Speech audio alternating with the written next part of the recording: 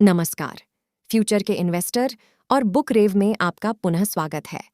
आज हम निवेश यानी इन्वेस्ट की दुनिया में गहराई से उतर रहे हैं और हमारे पास आपके लिए कुछ खास है। क्या आपने कभी पीटर लिंच के बारे में सुना है? ठीक है, यदि आपने नहीं किया है तो आप एक उपहार के लिए हैं, क्योंकि वह अब तक के सबसे महान निवेशकों में से एक है। अपनी पुस्तक लर्न टू अर्न में उन्होंने शेयर बाजार में सफलता के अपने रहस्यों को साझा किया है और आज हम उनके द्वारा दिए गए कुछ सबसे मूल्यवान पाठों को उजागर करने जा रहे हैं। लेकिन इससे पहले कि हम रसदार विवरणों में कूदें, मैं आपको बताती हूँ कि आपको क्यों बने रहना चाहिए। इस वीडियो के अंत तक आपको पीटर लिंच के निवेश दर्शन, कार्रवाई योग्य युक्तियों की एक ठोस समझ होगी जिन्हें आप तुरंत लागू कर सकते हैं और संभावित रूप से वित्तीय स्वतंत्रता प्राप्त करने के लिए एक रोड मैप। चाहे आप एक अनुभवी निवेशक हों या शुरुआती, यहाँ हर किसी के लिए कुछ न कुछ है। हमें बचपन में स्कूल में बहुत कुछ सिखाया जाता है, जिसे अकाउंट्स, साइंस, यहाँ तक कि कुकिंग और ड्राइंग भी। लेकिन वो हमें सबसे ज़रूरी चीज़ सिखाना तो भूल ही गए हैं, जो कि है इन्वेस्टमेंट। हम देशभक्ति की बात करते हैं, हम आर्मी की बात करते हैं, लेकिन हम एक बात भूल जाते हैं कि एक देश को उसका बिजनेस महान और सशक्त बनाता है। बिजनेस की वजह से ही हमारी जीडीपी बढ़ती है, इकोनॉमी बढ़ती है, जिसकी वजह से लोगों को जॉब मिलती है, काम मिलता है और फाइनली देश की ग्रोथ होती है। लेकिन क्या हमने कभी सोचा है कि बिजनेस कैसे ग्रोथ करते हैं? वो तब ग्रोथ करते हैं जब कोई उन्हें पैसा इन्वेस्ट करता है। आज हम इसी बारे में सीखेंगे कि आखिर इन्वेस्टमेंट होता क्या है, कंपनी कैसे ग्रोथ करती है और हम किन किन चीज़ों में ध्यान रखें। एक बिजनेस करना चाहते हैं तो वो एक कंपनी बनाते हैं। कंपनी बनाना कोई मुश्किल काम नहीं है, बस आपको कुछ पेपर्स देने होंगे, फीस भरनी होगी और कंपनी बन जाती है। और अब तो ये और भी आसान हो गया है। भारत सरकार ने केवल आधार कार्ड करने पर ही कंपनी फॉर्मेशन की अनुमति दी है। कई लोग सोचते हैं कि कंपनी का मतलब एक बिल्डिंग या एक ऑफिस होता है, लेकिन कंपनी कुछ लीगल पेपर्स का फोल्डर है। लोगों की नज़र में कंपनी एक अलग इंसान होता है, जैसे कि आप और मैं। जैसे कंपनी से कोई गलती हो जाती है तो केस कंपनी के ऊपर होगा, आपके ऊपर नहीं। इसमें आपका ज़्यादा से ज़्यादा 1 लाख का नुकसान हो सकता है। वही 1 लाख जो आपने कंपनी में इन्वेस्ट किया था, गवर्नमेंट आपके जैसे घर, गाड़ी, गोल्ड नहीं ले सकती। यही कंपनी बनाने का सबसे बड़ा फायदा है कि आपकी लाइबिलिटीज लिमिटेड होती हैं, यानी आप उतनी ही चीज़ों के लिए लाइबिल हैं जितनी आपने इन्वेस्ट की हैं। इसलिए कंपनी के नाम के आगे लिमिटेड शब्द लगाया जाता है, जैसे रिलायंस इंडस्ट्रीज कंपनी। आइए जानते हैं टाइप्स ऑफ कंपनी के बारे में। कंपनी 2 तरह की होती है, प्राइवेट कंपनी और पब्लिक कंपनी। प्राइवेट कंपनी उसे कहते हैं जिसमें आम पब्लिक पैसा इन्वेस्ट नहीं कर सकती। अगर आपको किसी प्राइवेट कंपनी में हिस्सा चाहिए तो एक ही रास्ता है, आपको ओनर से शादी करने पड़ेगी। पब्लिक कंपनी वो प्राइवेट कंपनी होती है जिनके शेयर्स मार्केट में खरीदे और बेचे जाते हैं। इनके शेयर्स कोई भी खरीद सकता है, चाहे आप अमीर हों या गरीब, लंबे हों या छोटे। कोई भी आपको पब्लिक कंपनी में शेयर खरीदने से नहीं रोक सकता। बस आपके पास उन शेयर्स को खरीदने के लिए पैसे ज़रूर होने चाहिए। जब भी हम किसी कंपनी के शेयर्स खरीदते हैं तो लीगली हम कंपनी के मालिक बन जाते हैं, बेशक छोटे से ही सही, लेकिन मालिक ज़रूर बनते हैं। हम अपनी पसंद की किसी भी कंपनी के शेयर्स खरीद सकते हैं। अगर हम टाटा की बस या कार में जाते हैं तो हम टाटा के शेयर्स में इन्वेस्ट कर सकते हैं। अगर हम एयरटेल या जियो उस करते हैं तो उनके शेयर्स खरीद सकते हैं। अगर हम अपने फेवरेट न्यूज़ चैनल से लेकर एक अच्छी परफॉर्मेंस का एक हिस्सा हैं।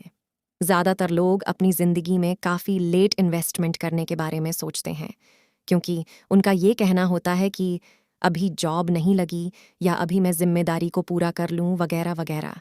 लेकिन हम जितनी जल्दी इन्वेस्टमेंट करना शुरू करते हैं, उतना ही ज़्यादा हमें फ़ायदा होता है। इन्वेस्टमेंट का सबसे पहला लेसन ये है कि हमें सेविंग्स करने की शुरुआत करनी होगी। आइए इसे एक उदाहरण से समझते हैं।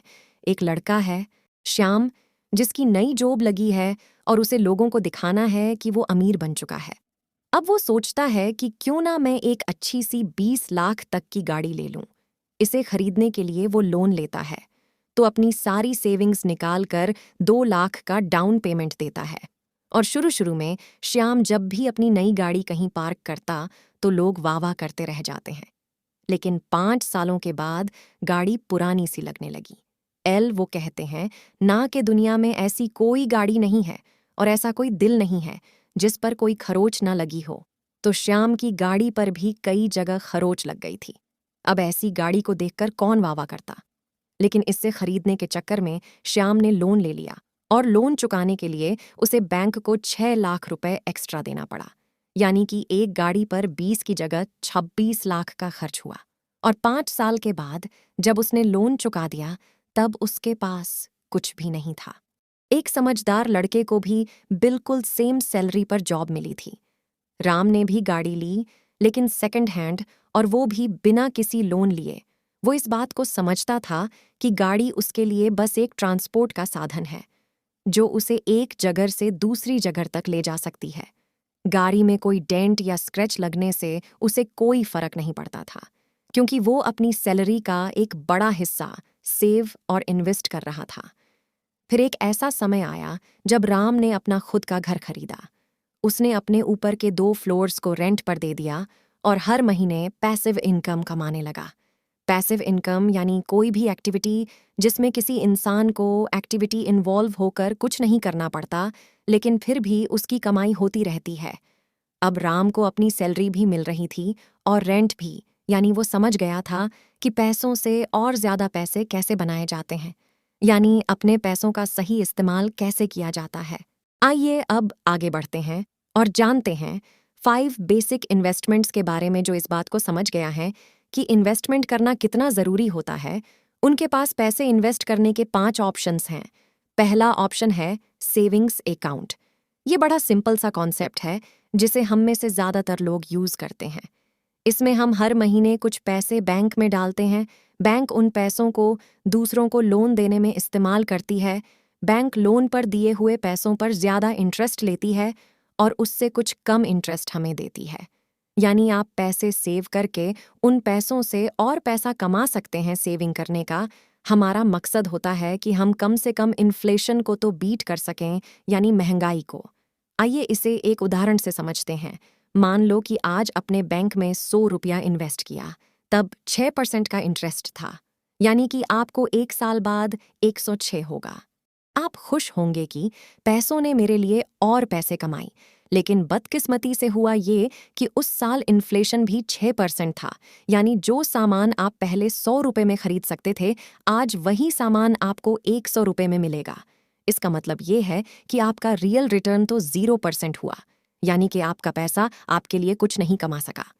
दूसरी इन्वेस्टमेंट होती है कलेक्टिबल्स।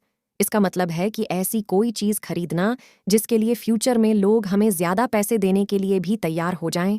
उदाहरण के लिए पुराने सिक्के, कोई एंटीक आइटम, कोई यूनिक पेंटिंग। जब हम इन चीज़ों में इन्वेस्ट करते हैं तो सोचते हैं कि आने वाले समय में यह लोगों को ज़्यादा अपील करेगी, जैसे मोनालिसा की पेंटिंग, और लोग हमें उसके लिए ज़्यादा पैसे देंगे।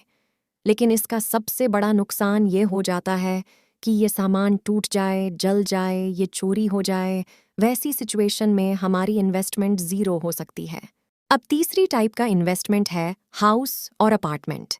ये एक ऐसा इन्वेस्टमेंट है जिसे एक अच्छा इन्वेस्टमेंट कहा जा सकता है, क्योंकि इसमें हम ओपीम यानी अदर पीपल्स मनी का इस्तेमाल कर सकते हैं, यानी दूसरों के पैसों को यूज़ करके अमीर बन सकते हैं, जिसका मतलब है कि इस अच्छा के इन्वेस्टमेंट के लिए लोन मिल जाता है। इसमें अक्सर लोग घर की पूरी कीमत का सिर्फ 20% डाउन पेमेंट अपनी जेब से करते हैं और बाकी का 80% लोन लेकर करते हैं। लोन चुकाने के बाद भी उसे उस घर से रेंटल इनकम मिलती रहेगी, यानी जिंदगी भर के लिए पैसिव इनकम। इसके साथ ही जब जब उस घर की कीमत बढ़ेगी तो उसकी नेट वर्थ भी बढ़ती जाएगी। अगली इन्वेस्टमेंट है बॉन्ड्स। बॉन्ड्स बस एक कागज़ का टुकड़ा है। आपने किसी को लोन दिया है और जिसे आपने लोन दिया है वो कब कब और कितने पैसे आपको देगा। अब क्योंकि सेविंग्स अकाउंट से ज़्यादा इंटरेस्ट बॉन्ड्स में मिलता है तो लोग बॉन्ड्स में भी इन्वेस्ट करते हैं। गवर्नमेंट से लेकर पब्लिक कंपनी हमें बॉन्ड्स बेचती है। दूसरा ही पब्लिक बॉन्ड्स खरीदना। लोगों को ये डर होता है कि अगर हमने किसी कंपनी के बॉन्ड्स खरीदे और वो कंपनी ही बंद हो गई तो क्या होगा। तो इस केस में हमारे पैसे तब भी सिक्योर होते हैं, क्योंकि अगर कंपनी का दिवाला निकल जाता है तब उस कंपनी के एसेट्स की नीलामी की जाती है। उस नीलामी से जो पैसा आता है वो सबसे पहले बॉन्ड होल्डर्स को दिया जाता है और बाद में शेयर होल्डर्स को। हाँ, हमारी इन्वेस्टमेंट तब रिस्क में होती है जब उस कंपनी के सारे एस्टेट को नीलाम करने के बाद भी उतना पैसा नहीं बनता।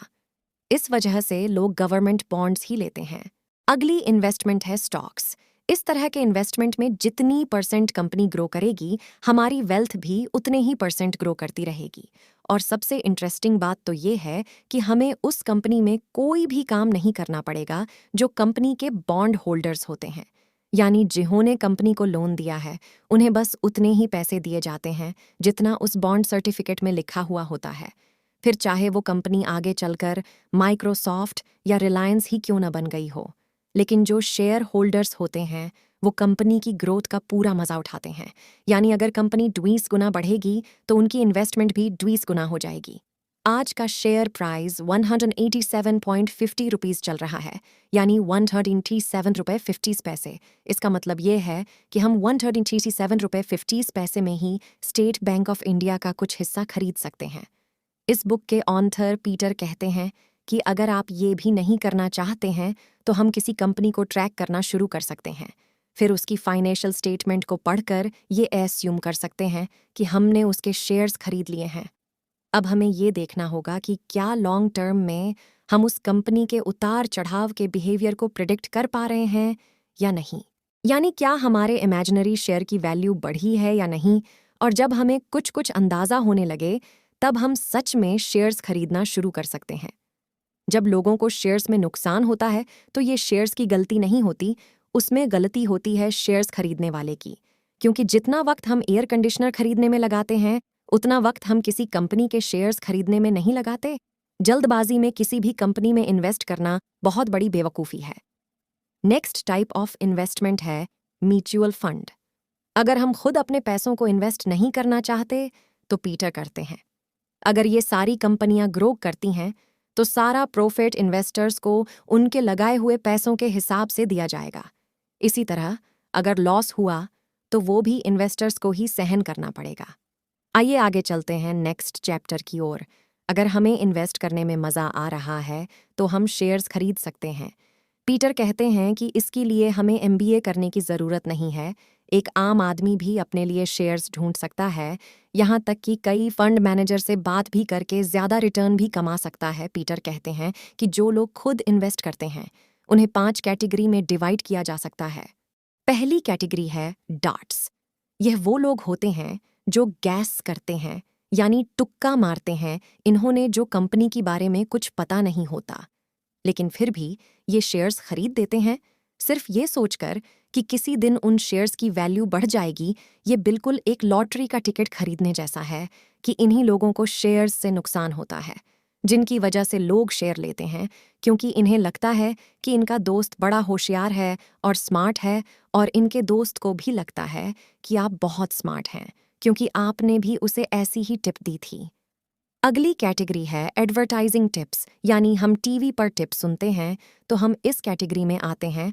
हालांकि ये पिछली दोनों कैटेगरी से कुछ बेहतर होते हैं, लेकिन फिर भी इसमें गलत डिसीजन लेने का चांस ज़्यादा होता है क्योंकि लाखों लोग उसी टिप को सुनकर शेयर्स खरीद लेते हैं, जिसकी वजह से किसी को फ़ायदा नहीं हो पाता। चौथी कैटेगरी है ब्रोकर लिस्ट। ये लोग एक ब्रोकर की टिप पर डिसीजन लेते हैं। ब्रोकर जब आपसे कहता है कि सर मैंने कंपनी को एनालाइज किया है, इन कंपनी में इन्वेस्ट कर दीजिए, आपका पैसा डबल हो जाएगा। अब हो सकता है कि आपका ब्रोकर इंटेलिजेंट हो और उसने सच में कंपनी को एनालाइज किया हो, लेकिन ब्रोकर तो कमीशन पर काम करते हैं, यानी वो आपको उन स्टॉक्स को खरीदने के लिए मजबूर करता है। अगर आप एक बेसिक इन्वेस्टर भी हैं मगर इस कैटेगरी में आते हैं तो बहुत हाई चांस है कि आप सक्सेस होंगे। अब $1 मिलियन का सवाल तो यह है कि हम खुद स्टॉक्स को ढूंढना कैसे शुरू करें।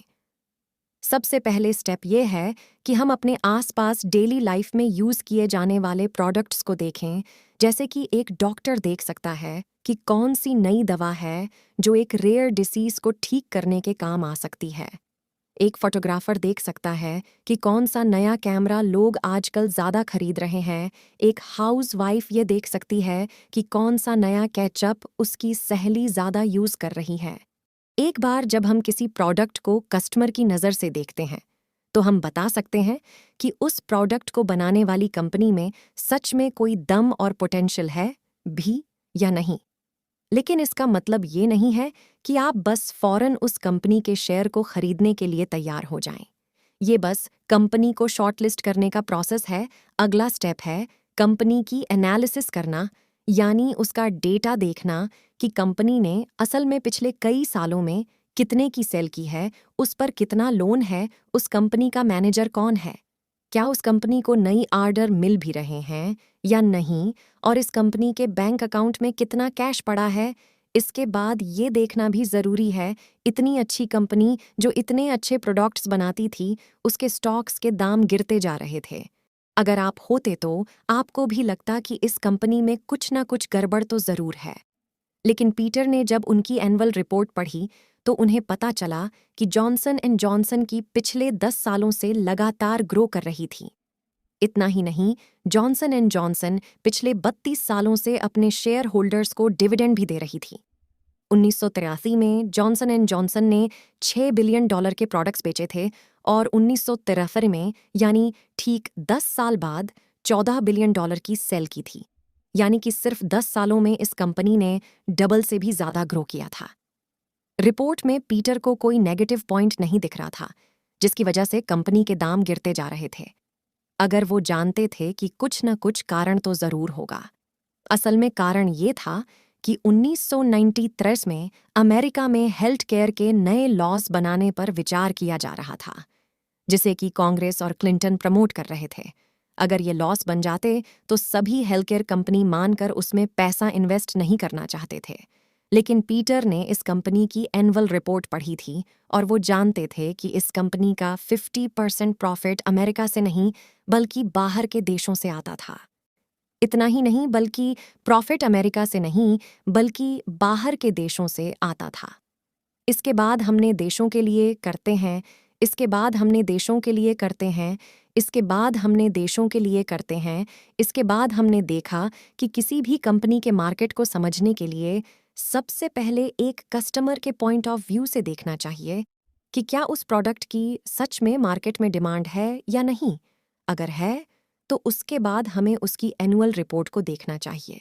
मैं पीटर लिंच द्वारा लिखित लर्न टू अर्न की अपनी बुक प्राप्त करने की अत्यधिक अनुशंसा करती हूँ। यह पुस्तक ज्ञान के खजाने की तरह है जो मूल्यवान अंतर्दृष्टि और व्यावहारिक युक्तियों से भरी हुई है, जो आपको एक स्मार्ट और अधिक सफल निवेशक बनने में मदद कर सकती है। आप नीचे दिए गए डिस्क्रिप्शन में लिंक के माध्यम से अपनी प्रति प्राप्त कर सकते हैं। उस लिंक का उपयोग करके आप न केवल अपने लिए इस शानदार संसाधन को सुरक्षित करते हैं बल्कि बिना किसी अतिरिक्त लागत के इस चैनल का समर्थन भी करते हैं। यह एक जीत-जीत है। यदि आपने पहले ही किताब पढ़ ली है या आज के वीडियो के बारे में आपके कोई प्रश्न हैं तो कृपया कमेंट सेक्शन अपने विचार लिखें। मुझे आपसे सुनना और निवेश के बारे में चर्चा में शामिल होना अच्छा लगता है, इसलिए संपर्क करने में संकोच न करें। यदि आप वित्तीय सफलता की अपनी यात्रा जारी रखना चाहते हैं और अधिक निवेश अंतर्दृष्टि और पुस्तक समीक्षाओं पर अपडेट रहना चाहते हैं तो बुकरेव को सब्सक्राइब करो और नोटिफिकेशन घंटी दबाएं। समझदार निवेशकों के हमारे समुदाय में शामिल हों।